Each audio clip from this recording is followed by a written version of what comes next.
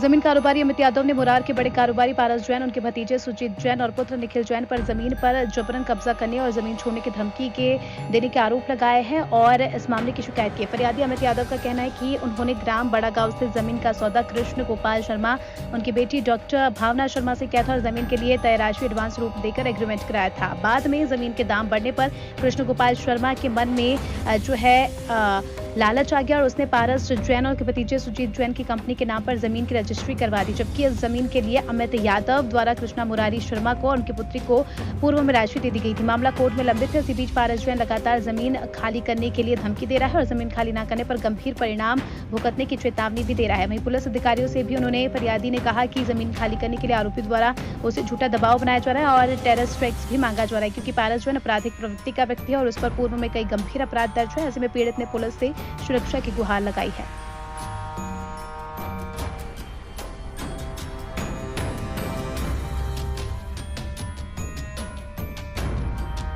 ये आपने प्रेस वार्ता रखी थी, क्या मुख्य उद्देश्य था? मुख्य उद्देश्य ये है कि मुझ पर झूठे मुकदमे दर्ज कराने के लिए पारस जैन और उसके साथी मुझ पर बार बार दबाव डाल रहे हैं। चूँकि मेरा ज़मीन का विवाद डॉक्टर कृष्ण गोपाल शर्मा से चल रहा है, उनसे मेरे लेन देन और ज़मीन का काम था उनका मेरे साथ है।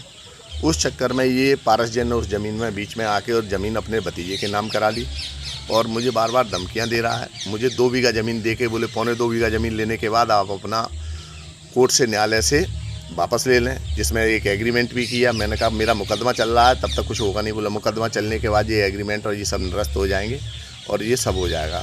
चूँकि ये मुकदमा हार चुके हैं, अब बार बार मुझ पर प्रेशर बना रहे हैं कि ज़मीन को किस तरीके से ये हथिया लें। तो ये करीब 8 बीघा ज़मीन है मॉर्निंग स्टार स्कूल के पास, जिसमें ये मुकदमा मेरा कोर्ट में लंबित है और ये पारस जैन मेरे खिलाफ बार बार झूठी शिकायतें करके मुझ पर मुकदमा दर्ज करा के और किन्हीं भी तरीक़ों से दबाव डाल के ये मुझ पर अब ज़मीन का केस जो है उसको वापस कराने की उसमें है कि कैसे भी मैं ज़मीन का केस वापस कर लूँ। इसके लिए मैंने एसपी साहब को भी आवेदन दिया है, मुरार थाने को भी आवेदन दिया। मेरा आवेदन देने के बाद इन लोगों ने मेरे खिलाफ षड्यंत्र रचना चालू कर दिया और बार बार ज़मीन का हवाला दे के कहीं कुछ करा देंगे, कहीं कुछ करा देंगे। पूर्व में भी ये अपराधी रहा है और भूमाफिया है जी। कई एक हत्या में, मुरार वाली हत्या में भी इसका नाम आया, जिसमें कहा मुझसे धमका रहा है, मैंने पहले करा दिए, मेरा तुम क्या बिगाड़ेगा। मेरे पास पैसे की और साधनों की कमी नहीं है, मेरे कई अधिकारियों से और मंत्रियों से सभी से संबंध है, क्या कर लेगा तू मेरा, ठीक है, तो ये कहीं भी मरवा देंगे हम।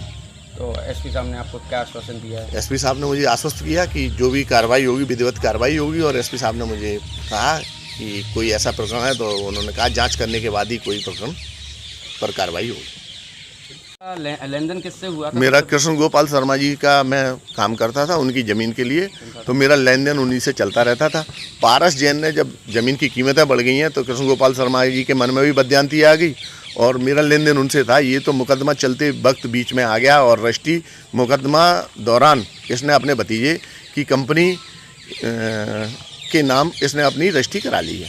सुजीत जैन की कंपनी है जिसमें सुजीत जैन प्रोपराइटर है। कितना समय हो गया है आपके लेन देन को? मेरे लेन देन को करीब 2012 से चल रहा है। धोखाधड़ी करने में कौन कौन लोग हैं जिन्होंने धोखाधड़ी करी है आपके? इसमें मेरे साथ कृष्ण गोपाल शर्मा, उनकी बहू भावना, डॉक्टर भावना शर्मा और उनका बेटा डॉक्टर अभिनव शर्मा, ये सब लोग संलिप्त हैं, क्योंकि भावना शर्मा से भी कुछ ज़मीन थी वो भी ली गई थी इसमें।